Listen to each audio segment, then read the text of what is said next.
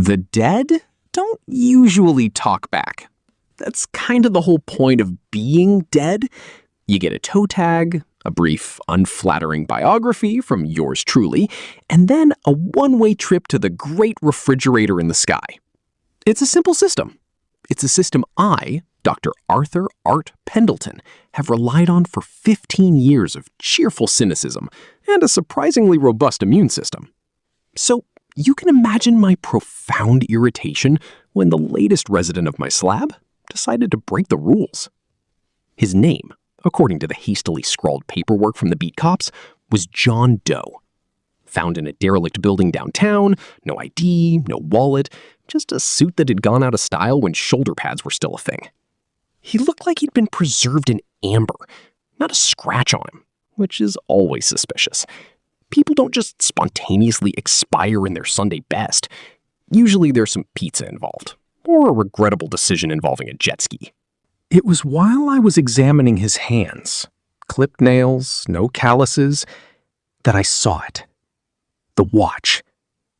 A cheap digital Casio from the late 90s, the kind with the gray resin strap and the buttons that were impossible to press if you had even slightly manly fingers. My blood, which is usually a steady 98.6 degrees of apathy, turned to ice. I knew that watch. I'd bought it with crumpled dollar bills from a pharmacy while buying a slingshot to terrorize Mrs. Gable's cat. I'd given it to my best friend, Leo, the day before he vanished. Leo, who I'd known since we were both short, snot-nosed terrors in the sandbox.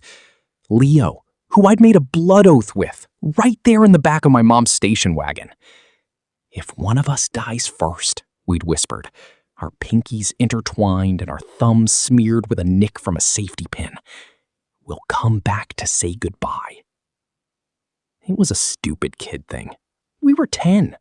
We believed in ghosts and that we could fly if we jumped off the garage roof fast enough. I'd written that promise off as a quaint piece of childhood nostalgia about 2 decades ago. Now, staring at that stupid plastic watch on a dead man who'd been missing for 30 years, it felt less like a promise and more like a cosmic subpoena. I didn't sleep that night. I don't sleep well at the best of times. My apartment is a monument to functional bachelorhood.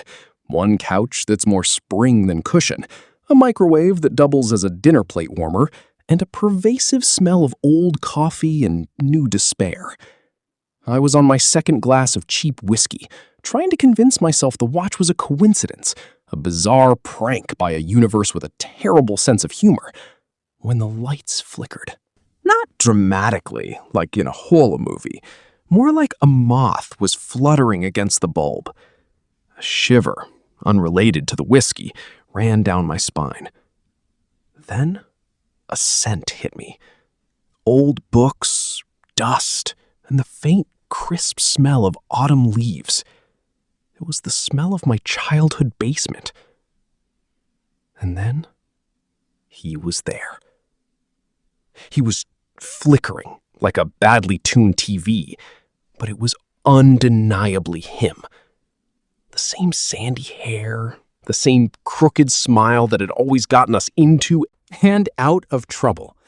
He was older, obviously, but he looked exactly as he might have if he'd just walked in from a business meeting, not a 30-year disappearance. He was also, I noticed with a grimace, slightly transparent. I could see the silhouette of my depressingly barren bookshelf right through his chest. "Art," he said, his voice sounding like it was coming from a long way off, or through a fan. "You're a coroner now. That's a choice?" I stared, my mouth agape.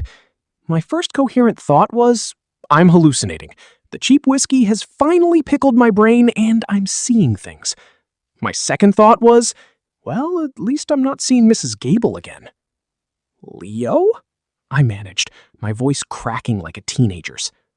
"The one and only," he confirmed, looking around my apartment with an expression of mild horror. "Art, what happened to this place? Did you get robbed, or is this just your aesthetic? Because I have to say, The post-apocalyptic squat look is a bit on the nose. That broke the spell. The sheer unadulterated audacity of a ghost for crying out loud, critiquing my interior decorating. You're one to talk, I shot back, finding my sarcastic footing. You're dead, and you look like a low-budget hologram.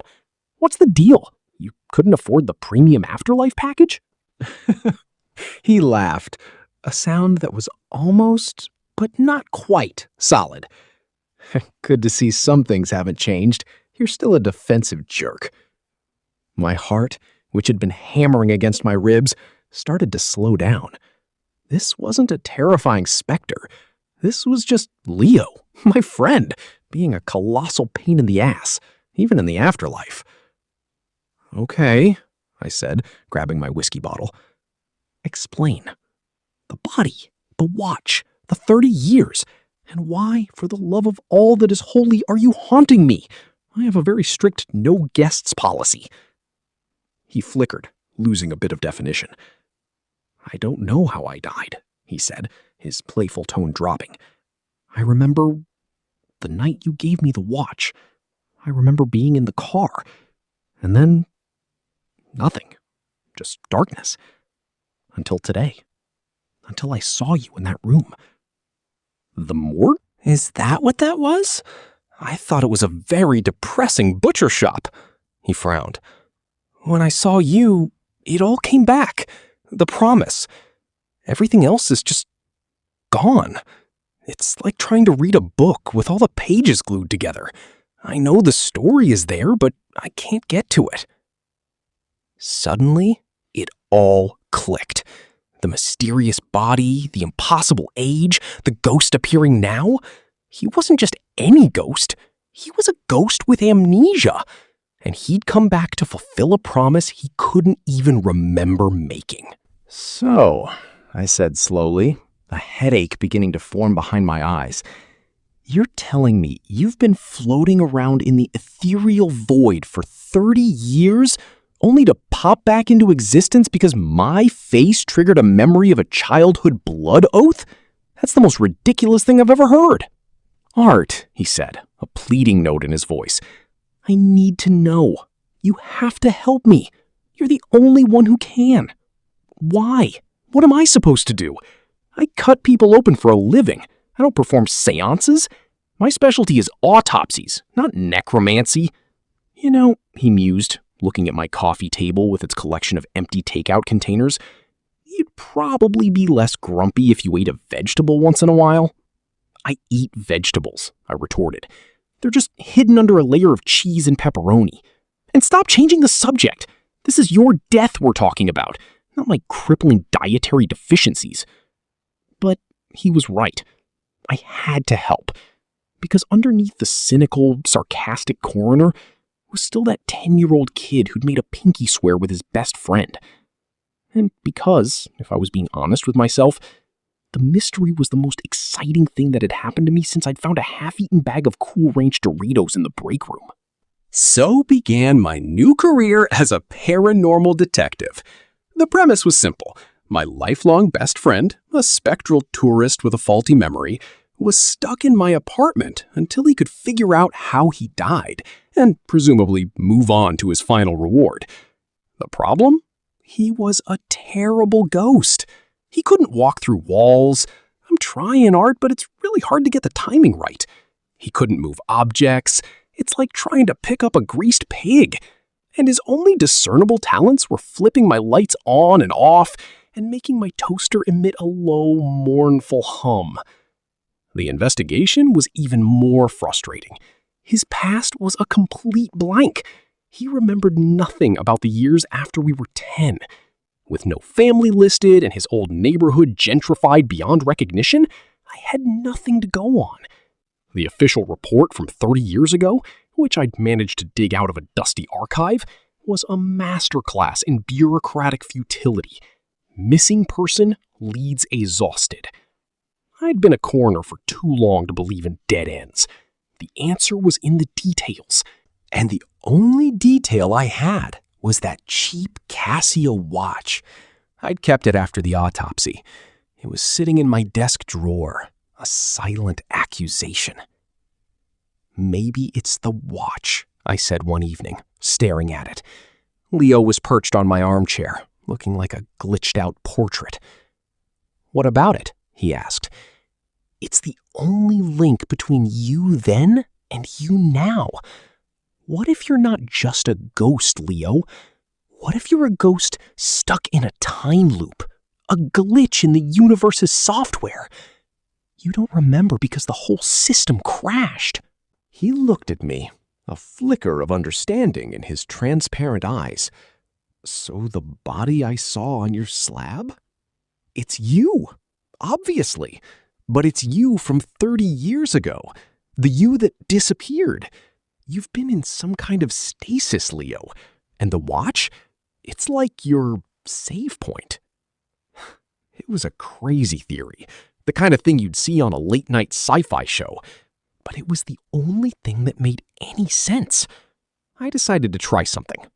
I took the watch to the one man I knew who could possibly help me with a 30-year-old mystery, a grizzled old crime scene photographer named Ernie, who had an encyclopedic memory for cases that had fallen through the cracks. Ernie, a man who looked like a retiree who'd accidentally wandered into the precinct, squinted at the watch. "Oh, that cheap piece of junk," he said. "Yeah, I remember it. The kid was a regular at the diner on 8th Street. Used to come in with his dad." "His dad?" I gasped, nearly choking on my own spit. Leo had a dad? It was the break I needed. A name, a place, a starting point. The diner was still there, a greasy spoon that time had forgotten. The owner, a woman named Maria, had a memory like a steel trap. She remembered Leo and his father, Frank, a stern, quiet man who worked the night shift at a printing press. She also remembered one thing very clearly: the night Leo disappeared. He'd come in alone, he'd gotten into a loud argument on his clunky cell phone, and then he'd left, saying he had to go see his dad at work. It was a lead, a real one. I drove straight to the now shuttered printing press. It was a hulking, abandoned building, a monument to rust and decay. Leo flickered beside me, looking more solid than I'd ever seen him. "I remember this place," he whispered. "The smell of ink, the heat of the presses. It's coming back." We found the old office. In the back, hidden under a pile of forgotten ledgers, was a dusty manila folder. Inside were letters. Letters from Frank to his son, threatening, angry, full of a father's cruel disappointment. The final letter, dated the day Leo vanished, was the most damning of all. It ended with a chilling phrase: "If you think you can just walk away from everything we've built, from this life, then you can just disappear. I'll make sure of it." And he did. Leo's father had staged the whole thing. He'd faked his son's disappearance, using his connections at the press to create a false paper trail and bury the truth. He'd kept Leo in some kind of secret room in the building, hidden from the world. And then, one day, 30 years later, Leo had died. A heart attack, probably. He'd just run out of time in his hidden prison. His father's cruel promise had become a self-fulfilling prophecy. Leo did disappear, but he was never missing. He was just hidden. The impact of the discovery hit me like a physical blow. I looked at Leo, whose spectral form was now glowing with a soft, warm light. "You didn't just vanish, Leo," I said, my voice thick with a lifetime of lost friendship. "You were kept from me. All this time, you were right here, and I couldn't find you." Leo, my ghostly, amnesiac best friend, didn't say anything. He just smiled that same crooked smile. A single tear, shimmering with an otherworldly light, traced a path down his transparent cheek. He didn't look like a dead man anymore. He looked at peace. He raised his hand. and I saw the ghostly outline of the watch on his wrist. The digital display, which had been frozen at 11:59 for 30 years, flickered and changed.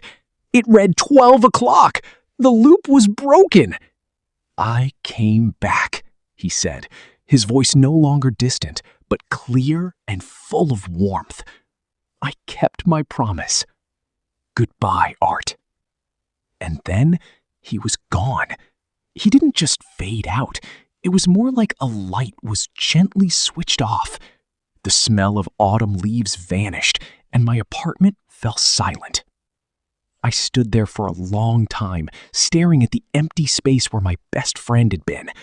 The mystery was solved, the promise was kept, and he was finally free. It should have been a relief. It was, in a way, but mostly it just hurt. I never solved the case. Not officially. I wrote it up as an unidentified John Doe found in a derelict building. A sad end to a life that was never given a chance to begin. I didn't tell anyone the truth. What would I say? Oh, by the way, the guy's ghost was haunting my apartment, and I solved a 30-year-old mystery with the help of a spectral informant and a diner owner with a steel trap mind. It was a story for me and me alone. I went to bed, feeling emptier than I had in a very long time. For the first time in my cynical life, I felt the universe was a fundamentally unjust place. I had my friend back for a week, only to lose him all over again. I was just drifting off, the ghost of a conversation still lingering in the air, when the lights flickered. Not in a dramatic horror movie way, just a little. The same way they had that first night. My heart, for the second time in a week, felt like it was about to leap out of my chest. "Art," a familiar, slightly mocking voice said from the armchair. I bolted upright, my eyes wide. There he was, Leo. He looked different. He was solid. No more flickering, no more transparency. He was sitting there in my depressing armchair with a truly spectacular bedhead and wearing the most god-awful faded floral shirt I had ever seen. "What the hell?" I yelled, my heart hammering against my ribs. You came back? You said goodbye." He grinned, a mischievous glint in his eyes. "I said I'd come back to say goodbye. I didn't say I'd only do it once." He gestured at himself. "Besides, I made a few calls. It turns out the management up there is pretty lenient if you have a friend who's a cynical coroner in desperate need of a roommate and a serious dietary intervention." I stared at him, my mouth hanging open. "You're back?" "Yep. The big guy upstairs apparently has a soft spot for broken promises and even more broken men. He figured you needed a break. And a friend who'll tell you when you're being an idiot." I couldn't help it. A sound, a rusty, unused sound, bubbled up from my chest. It was a laugh. A real, genuine, belly-clutching laugh. The kind I hadn't made since I was a kid, hiding in a basement with my best friend, making plans for the future. "Well," I said, tossing a dusty throw pillow at him, "you're gonna have to pay rent." He dodged the pillow, laughing. "Fine, I'll pay you in ghost stories." "Great," I grumbled, a smile I couldn't fight spreading across my face. My life is a sitcom, just what I always wanted. He was back. My best friend, the annoying, sarcastic, impossible ghost who wouldn't leave. And for the first time in 30 years, the world felt like it was exactly where it was supposed to be. The bitter, cynical coroner had found a way to be happy again. And all it took was a dead man, a cheap watch, and a promise that one of us would come back to say goodbye. For real, this time.